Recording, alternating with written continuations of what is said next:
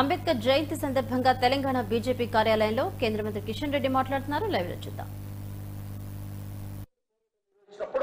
నాగపూర్లో దీక్ష తీసుకున్నటువంటి విషయాన్ని మనం వేస్తున్నాం. ఆ దీక్ష భూమిని కూడా ఈరోజు నరేంద్ర మోడీ గారు ప్రధానమంత్రి అయిన తర్వాత అత్యంత అద్భుతంగా నిర్మాణం చేశాం. అదే కాకుండా ఈరోజు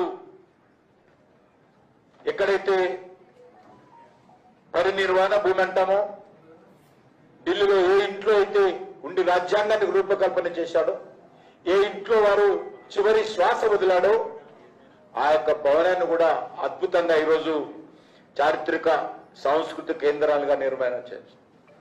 చివరకు ఢిల్లీలో దాదర్లో అంతిమ సంస్కారం జరిగింది. దానికి కూడా చైత్య భూమి అని పేరు పెట్టి ఈ 5 ప్రాంతాలు, జన్మించిన స్థలము, దీక్ష తీసుకున్న స్థలము, చదువుకున్న లండన్ స్థలము, అంతిమ శ్వాస వదిలిన స్థలము, అంతిమ సంస్కారం జరిగినటువంటి 5 ప్రాంతాలను కూడా మోడీ గారి నాయకత్వంలో వందల కోట్ల రూపాయలు ఖర్చు పెట్టి ఈరోజు ఒక స్ఫూర్తి కేంద్రాలుగా, ఈరోజు ఒక పవిత్ర కేంద్రాలుగా, ఈరోజు ఒక పంచతీర్థగా ఈ 5 స్థానాలను కూడా ఈరోజు అభివృద్ధి చేసిన విషయాన్ని మనం వేస్తా ఉన్నాం. నేను టూరిజం మంత్రి అయిన తర్వాత ఒక ట్రైన్ వేయడం జరిగింది. ఢిల్లీలో ఎక్కితే ఈ 5 ప్రాంతాలను తిరిగి ఆ ట్రైన్ ఢిల్లీకి వస్తుంది. ఆ రకంగా డాక్టర్ బాబాసాహెబ్ అంబేద్కర్ సర్క్యూట్ పేరుతో ఒక ప్రత్యేకమైనటువంటి ట్రైన్ నెట్వర్క్ కూడా టూరిజం మినిస్టర్ ద్వారా వేయడం జరిగింది. అంతేకాకుండా ఈరోజు డాక్టర్ బాబాసాహెబ్ అంబేద్కర్ యొక్క గౌరవాన్ని పెంచడం కోసం సుప్రీంకోర్టులో మరి అంబేద్కర్ విగ్రహాన్ని పెట్టినటువంటి ఘనత నరేంద్ర మోడీ గారికి దక్కుతుంది. అదే కాకుండా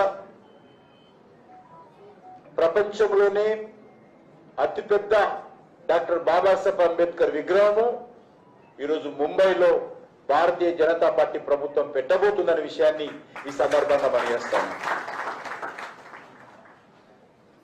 ఈరోజు అనేక రకాల సంస్కరణలు, అనేక రకాల రాజ్యాంగంలో మార్పులు పేద ప్రజల కోసం అంబేద్కర్ స్ఫూర్తితో నరేంద్ర మోడీ గారు ప్రభుత్వం తీసుకురావడం జరిగింది. ముఖ్యంగా 102 సవరణ ద్వారా బ్యాక్వర్డ్ క్లాసెస్ కు, ఎన్సీబీసీకి సంబంధించినటువంటి బ్యాక్వర్డ్ క్లాస్ కమిషన్ కు రాజ్యాంగ హోదా, రాజ్యాంగ భద్రత కల్పించినటువంటి, రాజ్యాంగపరమైనటువంటి హక్కులు కల్పించినటువంటి ఘనత డాక్టర్ బాబాసాహెబ్ అంబేద్కర్ స్ఫూర్తితో నరేంద్ర మోడీ గారికి దక్కుతుందని సందర్భంగా మనం చేస్తున్నాం. అంతేకాదు ఈరోజు 104వ రాజ్యాంగ సవరణ ద్వారా పార్లమెంటు, రాష్ట్రాల అసెంబ్లీలో ఎస్సీ ఎస్టీ సీట్ల రిజర్వేషన్ 2030 వరకు కూడా పెంచినటువంటి ఘనత ఈరోజు నరేంద్ర మోడీ గారి ప్రభుత్వానికి దక్కుతుంది.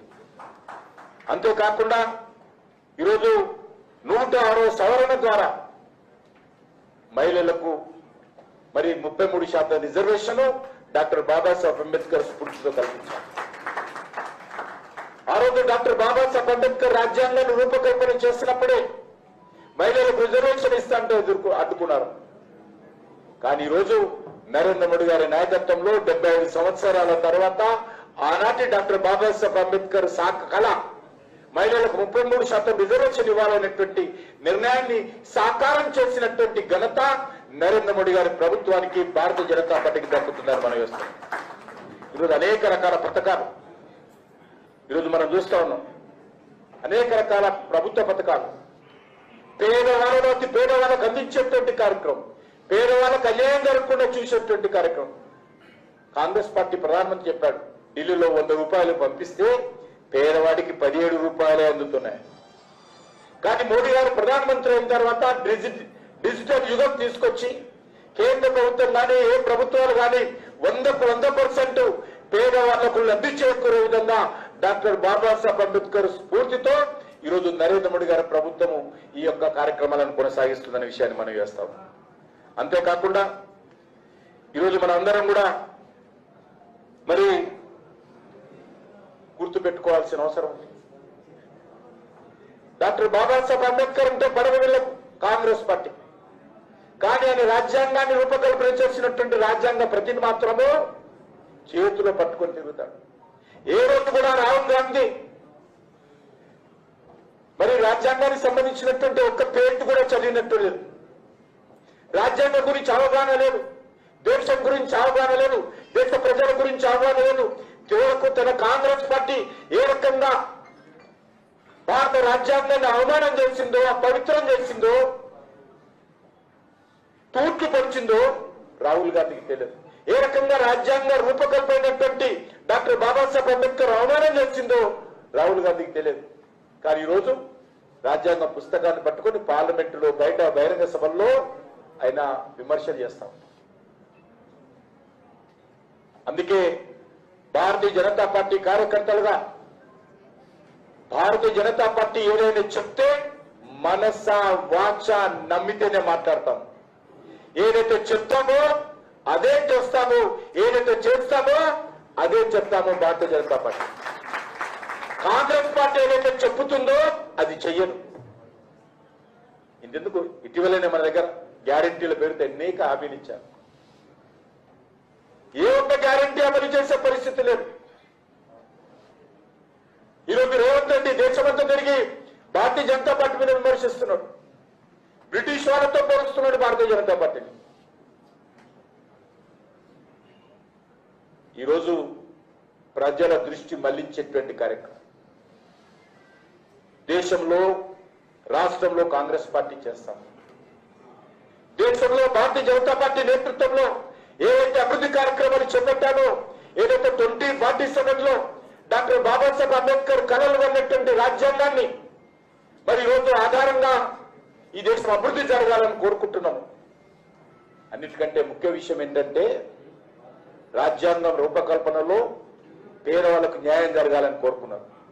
ఈ 10 సంవత్సరాలలో 25 కోట్ల మంది ప్రజలను దారిద్ర్యం నుంచి పైకి తీసుకొచ్చినటువంటి ఘనత ఈరోజు నరేంద్ర మోడీ గారి ప్రభుత్వానికి దక్కుతుందని మనం వేస్తున్నాం. ఇది చిన్న విషయం కాదు. ఈరోజు పేదవాళ్ళందరూ కూడా 25 కోట్ల మందికి ప్రతి నెల బియ్యం ఇస్తా ఉన్నాం. తెలంగాణ రాష్ట్రంలో కూడా సుమారు 37 నుంచి 40 రూపాయలు ఖర్చు పెట్టి ఒక్కొక్క కేజీ బియ్యానికి ప్రతి వ్యక్తికి 5 కేజీల బియ్యం తెలంగాణ రాష్ట్రాన్ని కూడా పంపిస్తాం. ఆ డబ్బును వాడుకుంటూ ప్రతి కేజీ సన్న బియ్యం వెనక 37 రూపాయలు రాష్ట్ర ప్రభుత్వం తీసుకుంటూ సన్న బియ్యం మేమిస్తున్నామని ఈరోజు చంకలు కొట్టుకుంటున్నటువంటి ప్రభుత్వము రేవంత్ రెడ్డి ప్రభుత్వం. అందుకే భారతీయ జనతా పార్టీ ఈరోజు 2047లో ఏదైతే 100 సంవత్సరాల స్వాతంత్ర పండుగ జరుపుకుంటామో ఆ రోజు వరకు ఈ దేశంలో పేదరికం లేకుండా అన్ని వర్గాల ప్రజలకు చేరుతనందించి దారిద్ర్య రేఖ నుంచి దిగువ నుంచి పైకి తీసుకురావాల్సినటువంటి లక్ష్యాన్ని పెట్టుకొని ఈరోజు నరేంద్ర మోడీ గారి నాయకత్వం పనిచేస్తాం. ఈరోజు 75 సంవత్సరాలైంది స్వాతంత్రం వచ్చి, 75 సంవత్సరాలైంది మనకు రాజ్యాంగ రూపకల్పన చేసి. కానీ ఈ దేశం ఎప్పుడు అభివృద్ధి జరగాలో, ఈ దేశంలో పేదరికం ఎప్పుడు పోవాలో, ఈ దేశంలో మౌలిక వసతులు ఏ రకంగా కల్పించాలో, ఈ దేశంలో మరి గ్రామీణ ప్రాంతాల్లో అన్ని రకాల సౌకర్యాలు ఏ రకంగా మెరుగుపరచాలో ఏ పార్టీ కూడా ఆలోచన చేయలేదు.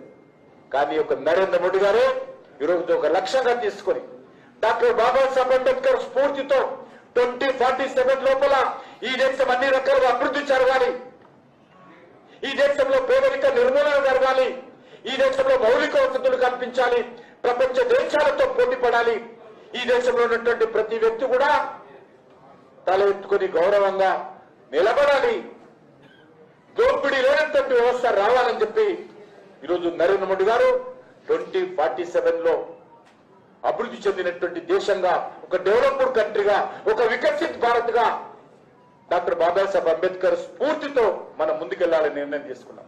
కాబట్టి కార్యకర్తలందరం కూడా డాక్టర్ బాబాసాహెబ్ అంబేద్కర్ స్ఫూర్తితో నరేంద్ర మోడీ గారి నాయకత్వంలో ఈ లక్ష్యాల సాధన కోసం ముందుకెళ్లాలని చెప్పి మీ అందరిని కోరుకుంటూ, మనం ఇక్కడి నుంచి మనం అందరం ఇప్పుడు tank bund doctor Babasaheb Ambedkar విగ్రహానికి శ్రద్ధాంజలి అర్పించడం కోసం అక్కడికి వెళ్తాము. కాబట్టి అందరం కూడా అక్కడికి రావాలి. మరొకసారి ప్రతి ఒక్కరు కూడా ఈ శుభ సందర్భంగా భారతీయ జనతా పార్టీ తరఫున హృదయపూర్వకమైనటువంటి